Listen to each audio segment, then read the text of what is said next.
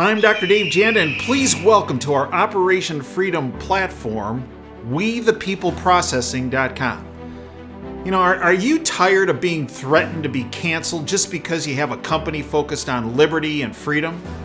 Well, worry no more, folks.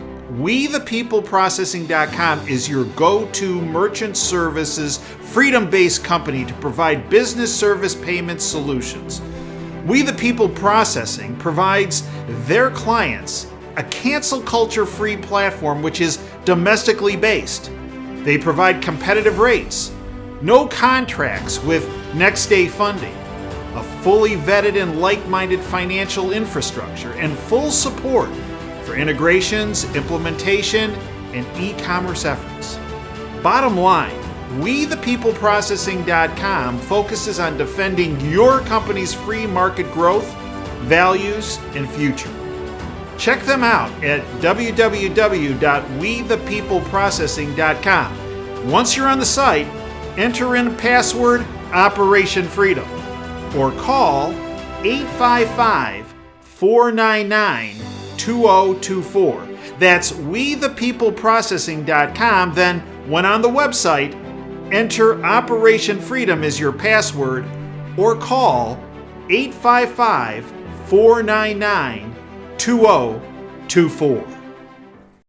You know, a number of people have said to me, Dave, for some reason, you present information on the platform that is, in some cases, a bit ahead of the curve, in some cases, far ahead of the curve, and in a number of cases, way, way, way ahead of the curve.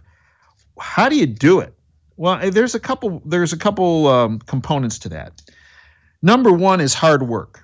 I put, on average, between 16 to 17 hours a day, every day, into this platform, into the radio show, into my YouTube presentations, my Rumble presentations, my Operation Freedom briefing presentation, which is free on davejanda.com, and on the subscription side with our WTF show, our Insider Insight show, our healthcare policy series, you name it.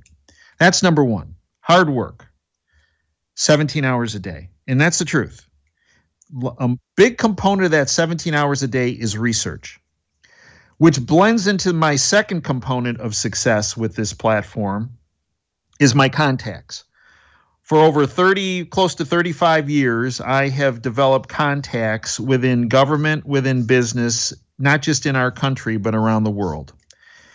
And these individuals have become friends of mine, and these individuals have gotten to a level and a position in either the government or the military or in the private sector.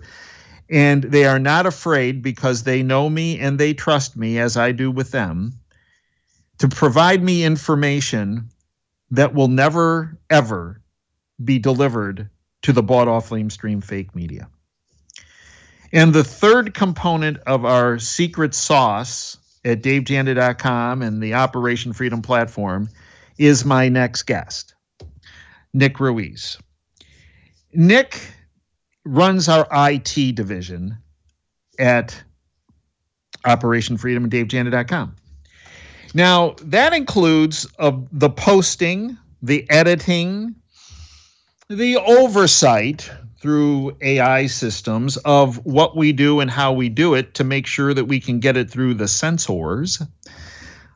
But it also involves Nick's expertise in technology. He is the most dedicated and pure IT person I have ever come in contact with in my life. You know, my rule in medicine was there's only one question you have to ask and answer to make sure that it's what's right for the field of medicine. And that is, does it benefit the patient?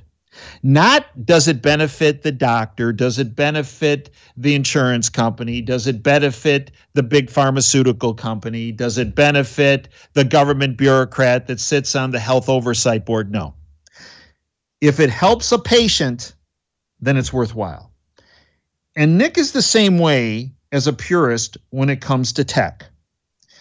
Is the tech being utilized in a positive manner to positively affect society?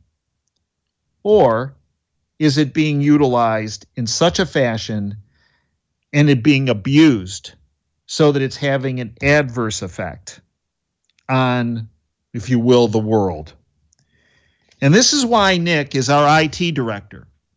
And this is why I believe one of the components of our success. Nick had founded a company called Evolution Consulting. I encourage you to go to the website. I think evolutionconsulting.world. I encourage you to go there because in addition, he has utilized tech to look, if you will, into the future and analyze what's happening in the world through his information systems.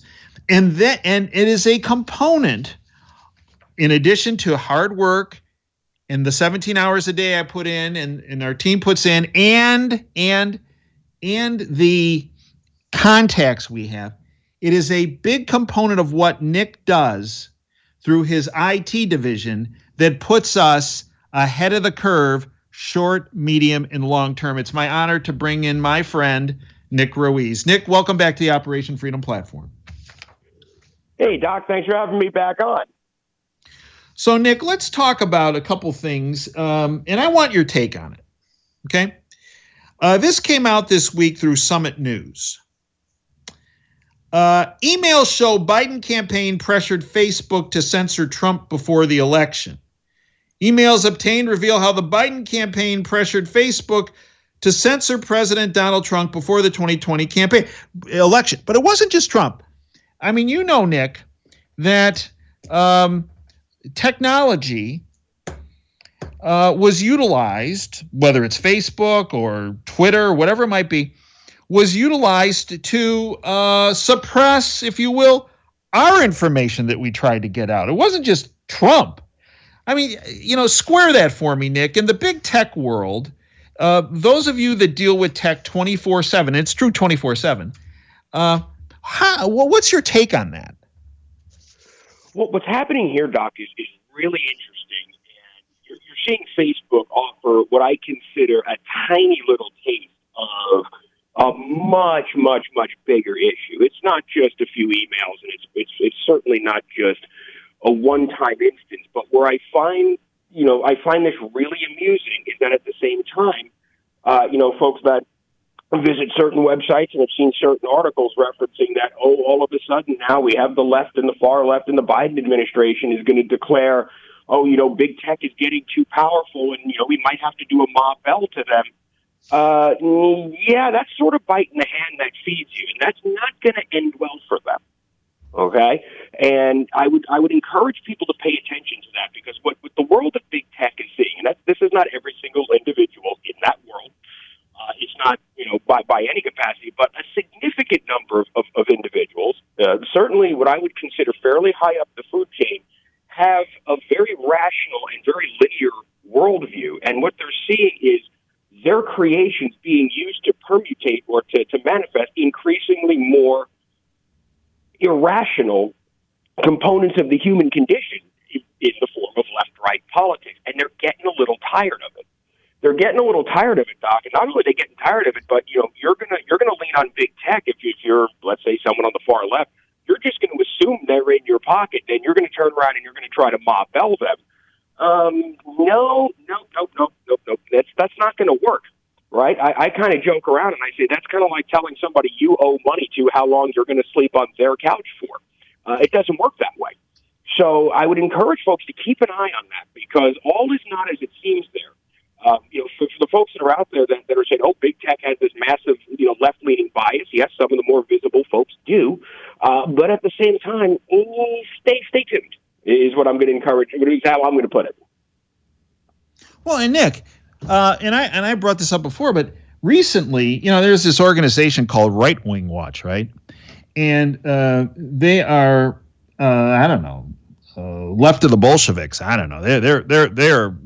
They're an organization that if you are freedom based, they don't take kindly to you. Am I right, Nick? When I say, because 99.9% I believe our listening audience don't know this, Right Wing Watch, which goes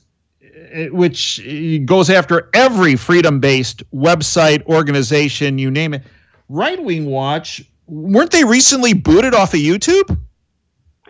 Yeah, they were. And they were because they violated terms and services, amongst other things, but they caught the ban hammer, along with a bunch of Antifa groups, along with a bunch of what, certainly your listening audience and you would consider extremely far left-leaning, and it's just additional evidence. Now, like I said, you'll never hear about this, and I don't expect the stigma that big tech has this massive bias to ever go away, because it's been too rooted. But yeah, they caught the proverbial ban hammer because they violated terms and services. So no, they're not special either, and that's just another example of big tech. And I say big tech, and there are exceptions to that rule. But as if I was going to paint with an extremely broad brush, I would say big tech is starting to get fed up with being used as a mechanism to perpetuate one side of an equally irrational condition. And what they figured out, Doc, and you and I had this conversation last week, this week, we've been having this for a while, is it's no secret, and I know what I'm about to say is probably not going to be really popular with the vast majority of the listening audience, but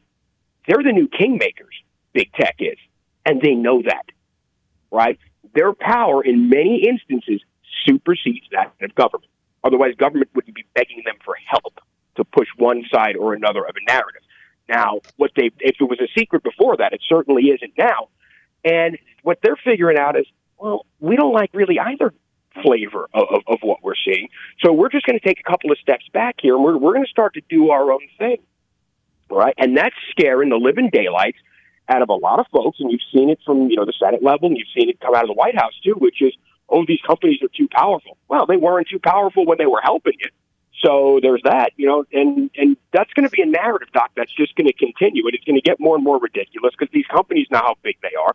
They know what they're capable of, right? And they're just going to continue to do what it is that they're going to do, and that's unfortunately or unfortunately, depending upon the side of the equation you're on, it is the world we live in. So here's an interesting thing. Senator Hawley from Missouri, this is reported by Steve Watson from Summit News. Big tech, quote, acting like arms of the government, end quote. Okay, well, wait, Nick, doesn't he have a kind of bass-ackwards? That big tech is acting like arms of the government? It's more like the government is am I thinking about this wrong? No, you're not thinking about this wrong, Doc. And the way I put it, it's a little bit of tongue-in-cheek humor here. But you look at a program like Jedi, right? And that's not the only example. I mean, we can look at the CDC, we can look at the NHS, we can all over the world. Spoiler alert: all these folks, all these organizations, all these agencies rely on the infrastructure provided by one of the big tech companies. That's a household name, which means they have the truth. Whether you like it or not, they have the data. So when they can see that data in certain instances, and then they turn around and they watch the narrative that's being pushed, they know what's going on, right? So, and, they're acting like arms of the government. It's like, well, whose fault is that, really? When you hand over significant chunks of just as one example with Jedi, operational military capability is now in the hands of a private sector company. What did you think was going to happen? Mm-hmm. Mm-hmm. Well, let's talk. Let's meld into this cancel culture issue. Nick, we have a huge number of listeners that are savvy in the IT world, and there's an organization that you're familiar with that saw and that there were a lot of freedom-loving people getting canceled through, the government didn't quite like what maybe that they were involved in, I don't know, you name the industry. And they made sure, like the food preparedness industry, okay? I mean, okay, come on. Food and water prep, give me a break. So they ended up using their power and their contacts to lead to them those companies to get canceled from having a payment system. Well, and here's kind of the ramifications of our show, Nick. People that were savvy in tech heard about this on this platform. They ended up working together, creating a company. We've talked about WeThePeopleProcessing.com. And We the People Processing said, okay, Patriots, If these entities like PayPal and some of these others, if they're not going to let you do business, well, because you're focusing on freedom, like providing food and water to people, hey, guess what? We're there for you.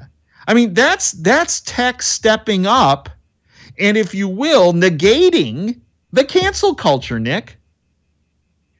Yeah, and that's kind of how so for those of you that are more observant, you may have seen, some of the ads roll before our YouTubes and such. So We the People Processing, I had a hand in helping develop. I, along with my friend Brandon and a number of other people in the wonderful world of tech, started to hear more and more and more about folks that were being canceled from their merchant services platforms, which is completely ridiculous. I mean, there's a line, okay, free market, that's great, but there's a line there. And that's way across that line. So we've heard about tons of folks getting tossed off, their respective credit card processing service. And these are folks that rely on that for their income. They rely on it for their business.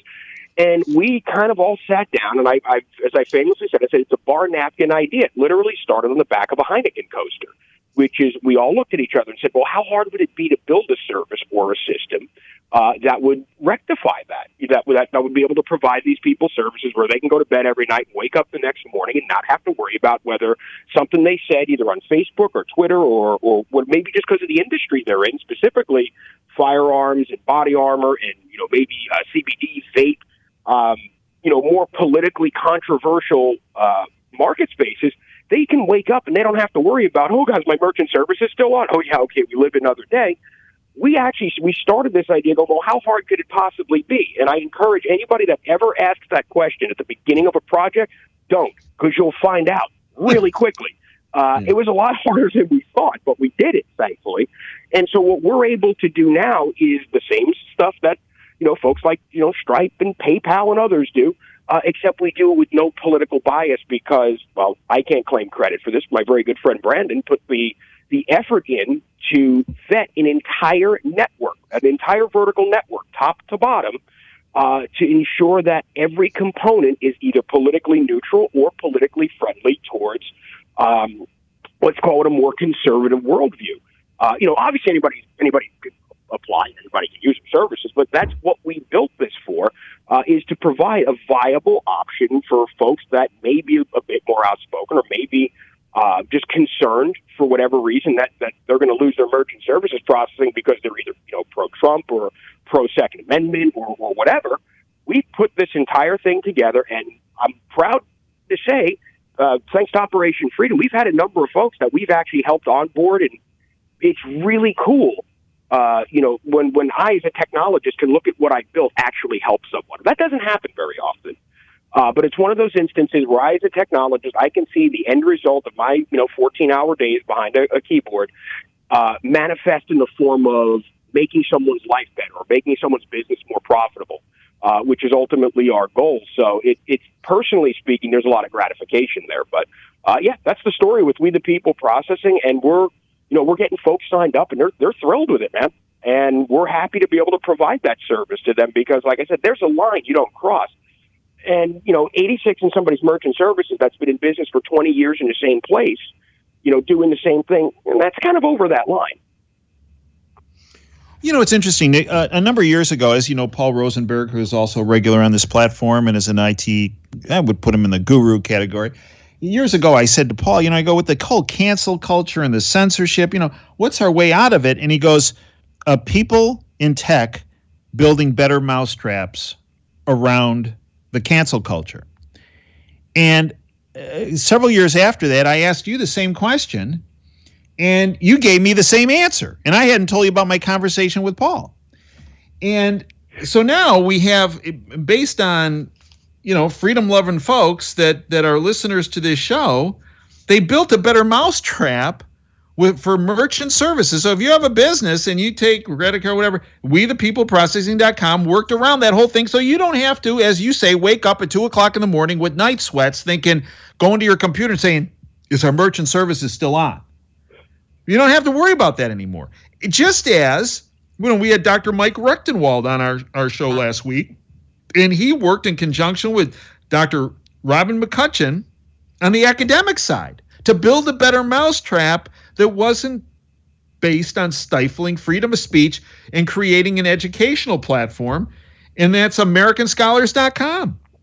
I mean, this is the way around it, Nick, is that people putting their time and their effort and their resources forward to get around the cancel culture. I mean, Nick, it's what you and I do 24/7 in Operation Freedom, to work around the bought-off lamestream fake media.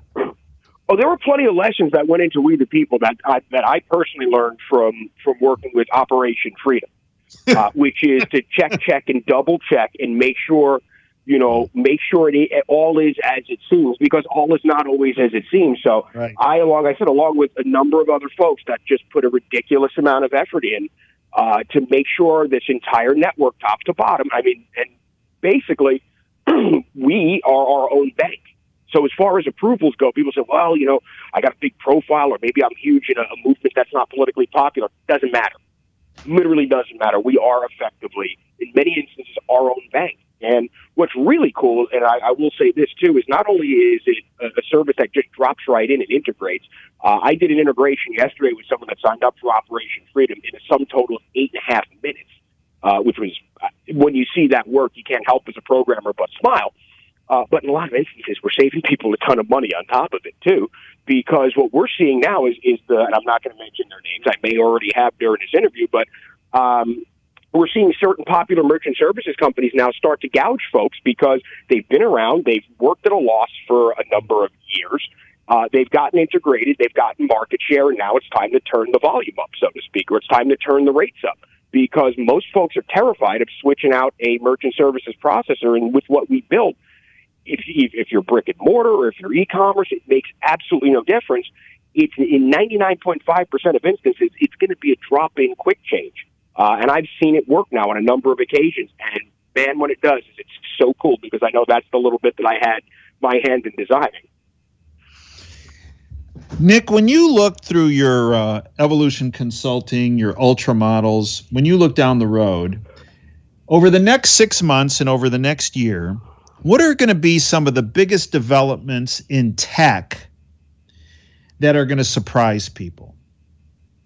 I think it's going to be systems like what we built, which is going to be more and more techies. And again, painting with a broad brush here, not speaking for every single person that works in tech, but a significant portion. We've had enough.